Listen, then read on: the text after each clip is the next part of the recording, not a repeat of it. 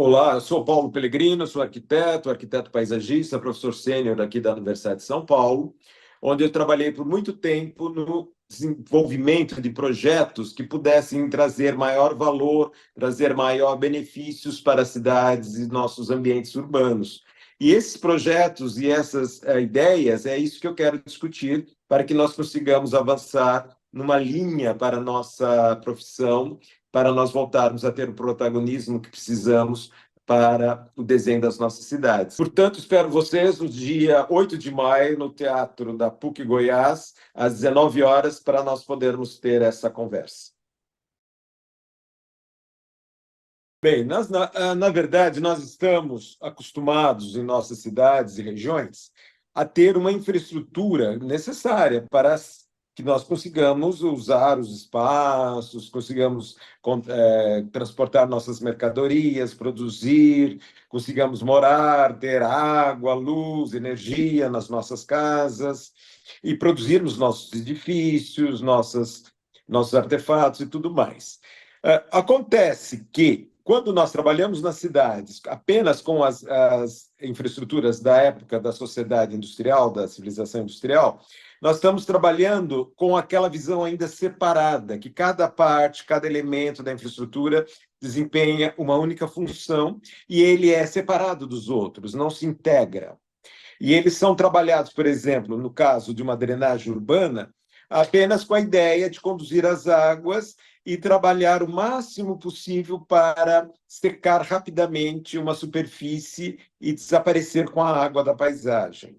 E porque era uma visão que se tinha desde a da época dos sanitaristas, dos higienistas, etc., a visão de que cada parte da cidade era parte de uma máquina que tinha que desempenhar funções separadas uma das outras. Então, não se enxergava a água como parte, por exemplo, de uma base de ambiente, de clima urbano, né? Como ela ajuda a refrescar a paisagem urbana. Não se via a água como parte de uma estrutura que também condiz com a biodiversidade, que fomenta, que ela trabalhando junto com a vegetação e o solo, alcançam novos critérios de sustentabilidade para a cidade. Então, quando a gente fala de infraestrutura verde, nós estamos falando de uma infraestrutura que trabalha na redundância e na sinergia que as diversas infraestruturas urbanas desempenham. Então, você trabalha com a infraestrutura verde como algo que traz os benefícios e os recursos das infraestruturas naturais para as cidades, para as suas regiões, de forma integrada, de forma que trabalhe com a multifuncionalidade, que isso seja trabalhado para trazer benefícios cada vez mais duradouros e eficientes para as nossas cidades e regiões. Então, nós trabalhamos como infraestrutura verde, nós podemos dizer que numa área de manancial da cidade, onde os riachos, as nascentes estão contribuindo para formar os nossos reservatórios. Ali nós temos uma cobertura vegetal, uma vegetação que serve como esponja que absorve essas águas e consegue produzir e ter uma contínua produção de água naquela região. Isso é uma infraestrutura verde. Quando você vai dentro da cidade e você vê um rio, uma margem de rio, e você vê esse rio concretado ou totalmente enterrado, você está perdendo uma chance de ter uma infraestrutura com essas características multifuncionais que estou comentando. Então, quando você tem um parque linear no fundo de um vale, quando você tem uma borda de um lago ou de uma represa trabalhada para manter e conservar as águas e dar acesso às pessoas e fazer todo um conjunto de benefícios, você está falando de uma infraestrutura verde. Ou quando você usa, por exemplo, pisos permeáveis, quando você usa paredes verdes, quando você usa tetos verdes, quando você trabalha com a captação das águas de um telhado para manter dentro do lote aquela água da chuva, ao invés de mandá-la embora numa galeria de água pluvial, você está falando de uma infraestrutura verde. Então, na verdade, tudo aquilo que integra o edifício e a sua área livre no entorno ao conjunto de sistemas naturais que dão sustentação a esse ambiente, você está falando de uma infraestrutura verde. E ela pode ser também da escala do lote à escala de uma bacia hidrográfica. Então, você tem todo um conjunto de tipologias, de projetos que podem ajudar a conformar essa infraestrutura verde.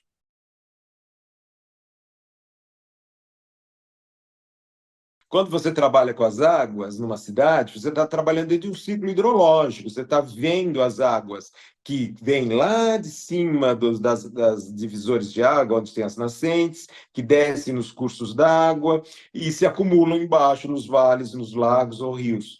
Então, você tem todo esse conjunto de espaços que pode ser trabalhados nos seus projetos. Então, se você está fazendo um projeto, por exemplo, de um parcelamento, de um loteamento, numa área de nascente, você, em primeiro lugar, tem que preservar todas as áreas do entorno, conforme exigem as leis, a legislação ambiental. Mas mesmo nas áreas em que você vai implantar as vias, vai definir os lotes, etc., você pode prever como que você vai filtrar essa água, ao invés de mandá-la embora para baixo. Em vez de você empurrar a água para uma galeria e jogá-la num córrego e depois mandá-la mais abaixo, você pode segurar essa água nos seus espaços abertos, porque todo lote tem um espaço aberto. Os edifícios têm formas de conter essas águas, nos tetos, nas paredes, em estruturas associadas a eles. Então, você tem os edifícios, você tem as áreas livres do entorno do lote, você tem as ruas, calçadas, canteiros que vão fazendo todo o sistema viário também podendo ser estruturas que vão infiltrando essa água, vão retendo essa água na fonte, ao invés de você simplesmente encaminhar isso para baixo. E você, se você está trabalhando numa área de meia encosta, ou seja, nem na nascente, nem no fundo de vale, então você tem que ter outras estratégias, que são aquelas estratégias de diminuição do fluxo das águas. Então, como é que eu faço o projeto dos meus espaços livres, das minhas edificações, dos meus caminhos, serem voltados para reduzir a velocidade desse escoamento? Então, tem uma série de estratégias que podem ser utilizadas para retardar esse fluxo, para não criar o aumento da velocidade da concentração das águas lá embaixo, que é isso que causam as inundações. Porque lá embaixo, se você está trabalhando num espaço que é de uma cota baixa, que recebe essas águas, você não tem muito o que fazer a não ser acomodar essas águas. Então, você vai ter que criar um desenho que conviva com essas águas e a variação dos níveis das águas na época de seca, na época de chuva. Então, você precisa ter um desenho, por exemplo, de um parque, de uma praça, de um canteiro numa casa que receba as águas e consiga, depois, quando seca, mandá-la embora. Então, você tem esses três momentos. Então, se você está trabalhando num projeto, numa área de nascente, ou numa área de encosta, ou numa área de fundo de vale, você tem uma série de estratégias para poder trabalhar, seja na infiltração das águas, na redução da velocidade do fluxo ou na acomodação e celebração das águas nos pontos mais baixos.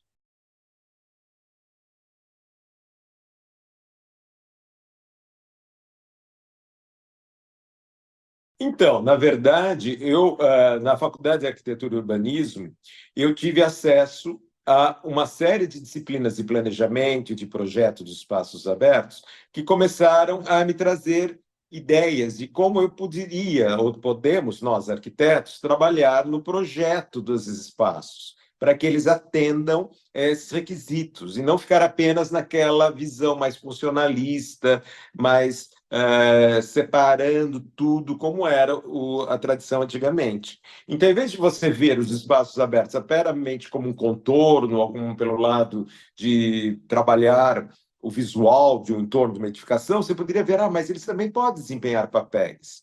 E aí, quando eu fui para o meu mestrado e doutorado, eu fui avançando nessa linha de pesquisa. Como que a gente trabalha para ter a recuperação real dos rios na cidade? Como a gente consegue ter uma qualidade de rio boa nas cidades se não for através de um desenho destas cidades, dos seus espaços abertos, seus edifícios, suas vias, para que eles sejam beneficiários de todo um conjunto de processos que vai trabalhar a qualidade da água até ela chegar lá no fundo do vale.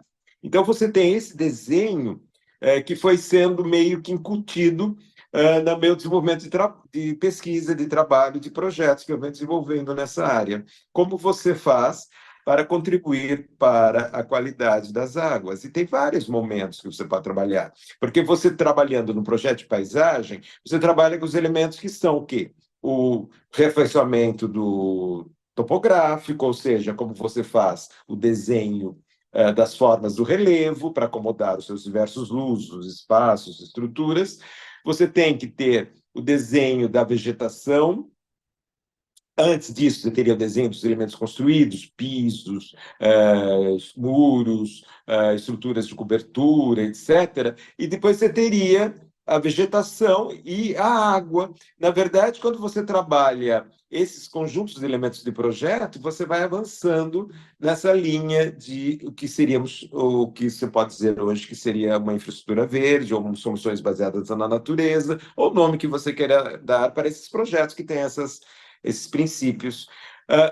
Quem me trouxe mais, antigamente, quando eu era aluno, eu tinha muita referência de arquitetos paisagistas brasileiros, né? Você tinha desde o do Marques, que fez uma série de projetos que ainda eram mais, não eram levados muito nessa linha, mas já estava uma indicação de soluções que poderiam sair dali.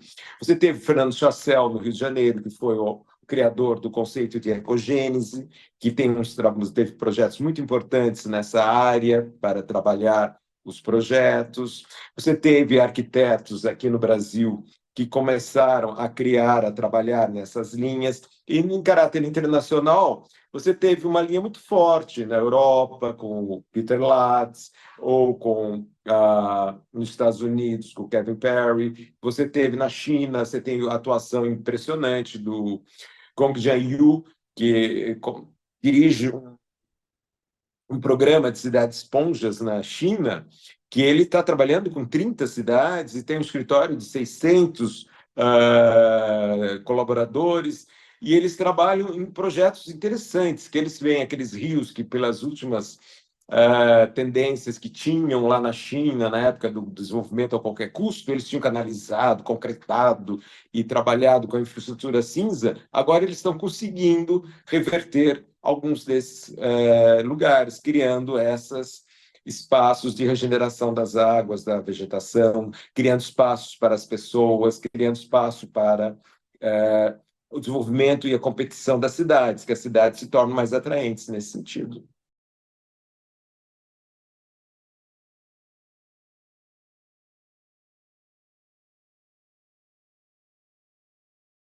Eu acho que se torna cada vez mais significativo, porque as nossas cidades estão precisando se adaptar às mudanças climáticas. Nós estamos precisando de projetos que saiam do lugar comum. Nós estamos de projetos que garantam uma sobrevida para os nossos espaços urbanos, que garantam uma qualidade, que garantam ilhas de frescor, que garantam que as pessoas tenham conforto para usar os espaços livres da cidade, para que você tenha uma cidade atraente e que as pessoas se sintam motivadas a estarem nessas cidades, a desenvolverem, empreenderem nessas cidades. Então, os projetos dos espaços e dos espaços, dos edifícios integrados, dos espaços, como eu falei, dessa pele dos edifícios, de todas as formas de você integrar os recursos microclimáticos para favorecer a qualidade dos espaços edificados, você também pode trazer isso para o lado externo dos edifícios. Você pode trabalhar, porque todo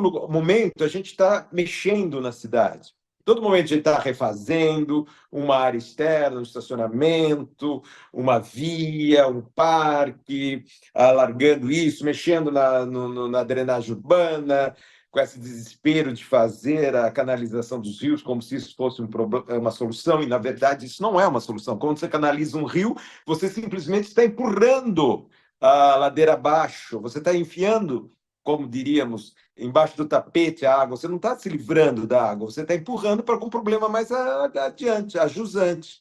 Então, você precisa dar soluções para toda a infraestrutura urbana, os espaços livres, todas as áreas de convívio, todas as áreas públicas e privadas que são parte desse conjunto de espaços que possam garantir para as cidades uma qualidade de vida bacana. Então, veja bem, se você tem um estacionamento de um shopping e ele está fritando no sol, você não tem condições de ter uma qualidade de vida ali. Você precisa ter um belo dossel de árvores, você precisa ter um piso que conduz as águas ou retém as águas melhor. Você precisa ter canteiros, você precisa ter todo um substrato para que aquele estacionamento vire um parque de verdade. Até o termo em inglês é parking, né? Para parking lots.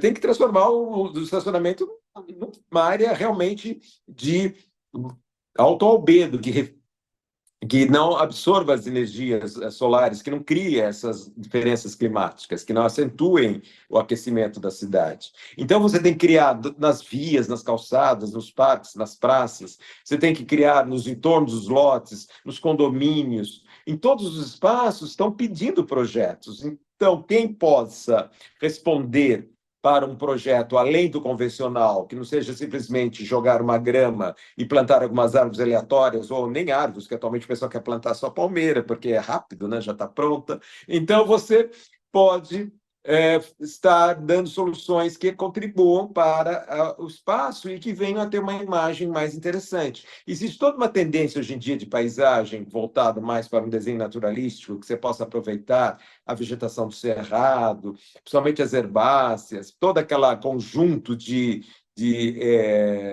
espécies que estão tão característicos da região aí do Planalto Central, e ver como que a gente pode trabalhar isso como parte do nosso tratamento das nossas áreas da cidade. Em vez de ter áreas uniformes com plantio de grama para ficar cortando grama a vida inteira, ou ela esturricada e marrom durante a época da seca, por que a gente não trabalha com espécies que garantam uma visibilidade, uma atração para a cidade?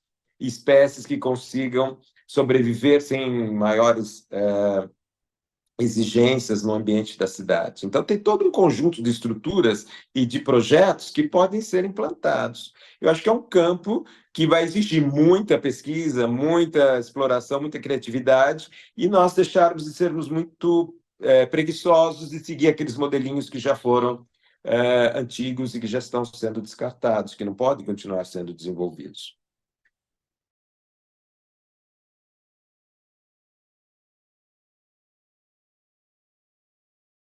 Que eu vejo que isso é uma grande oportunidade, porque é uma otimização dos investimentos. Se você faz um espaço, tem um projeto de um espaço que desempenhe muitas diferentes funções, você está ganhando, ao invés de fazer um projeto que fique meramente um fundo inútil, sem uso de um edifício, de uma praça, de uma coisa, um espaço aberto desse tipo, você pode ter um conjunto de funções que garantam aquele espaço esteja vivo, seja um centro, um espaço gerador de valor para os edifícios em torno, para a cidade, para que você consiga garantir que esses espaços eles tenham uma condição de oferecer mais recursos e mais serviços para a cidade. Então, quem conseguir manobrar e tiver condições de oferecer em seus projetos todos esses atributos, vai estar conseguindo avançar em sua vida profissional, acho que de uma maneira mais